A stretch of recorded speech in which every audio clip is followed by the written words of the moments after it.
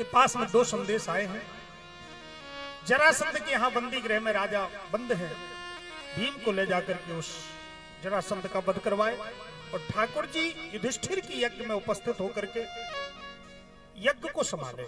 देखो, यज्ञ कार्यक्रम अकेले के बस का बात नहीं, यज्ञ सबके सहयोग से होता है। अकेले एक व्यक्ति धन खर्च भी कर दे तो भी सबके सहयोग की जरूरत होती है। अकेले व्यक्ति यज्ञ नहीं कर सकता, धन खर्च कर सकता है लेकिन सहयोग सबकी आवश्यकता होती है। इसलिए पांडवों ने अपने यज्ञ का भार ठाकुर जी के चरणों में दे दिया और जो अपना संपूर्ण भार भगवान के चरणों में सौंप देता है वो फिर निश्चिंत पांव पसार के सोता है महाराज, उसको फिर भगवान रक्षा करता। आज ये जो हो रहा है ये भगवान की ही कृपा है, ये भगवान की ही कृपा। आज यह सब देख रहे ठाकुर जी की कृपा। भगवान जब कृपा करते हैं तब ऐसा सौभाग्य प्राप्त होता है। तो भगवान ने यज्ञ को संभाला। यज्ञ में सभी व्यवस्थाएं अलग अलग दी गई, सबको अलग अलग। भोजन की व्यवस्था भीम को दी गई परोसने की और द्रौपदी को बनाने की।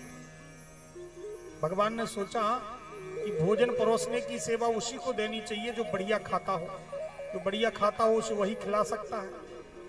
जो 2 रोटी खाता होगा उसको परोसने की सेवा दे दो और 10 रोटी वाले को परोसे तो वो 4-6 में तो सोचेगा अब ये कितना खाता। इसलिए इसको परोसने की सेवा, भीम ज्यादा खाते इसलिए परोसने की सेवा भीम को। और खजाने की सेवा दुर्योधन को दिया। ध्यान दीजिएगा, खजाने की सेवा दुर्योधन को क्यों दिया?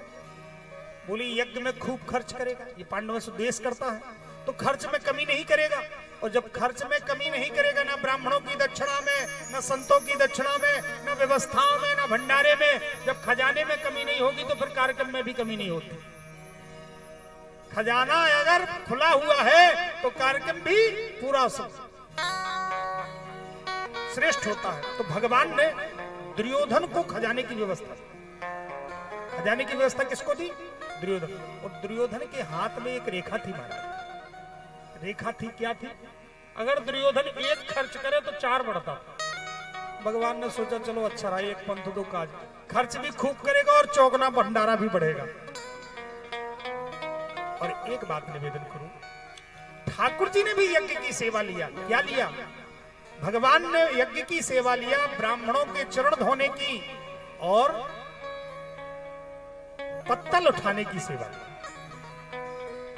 भगवान ने ये कहा है, हम सबसे कहा है कि यज्ञ की सेवा कोई छोटी नहीं होती, कोई बड़ी नहीं होती। मैंने निवेदन किया, मंदिर के पुजारी को जो पूजा करने से पुण्य मिलता है वही मंदिर की झाड़ू लगाने वाले झाड़ूदार को भी पुण्य मिलता है। कोई अंतर नहीं, तो इसलिए कोई सेवा में कमी नहीं। इसलिए भगवान ने यहां पर शिशुपाल का वध किया। अब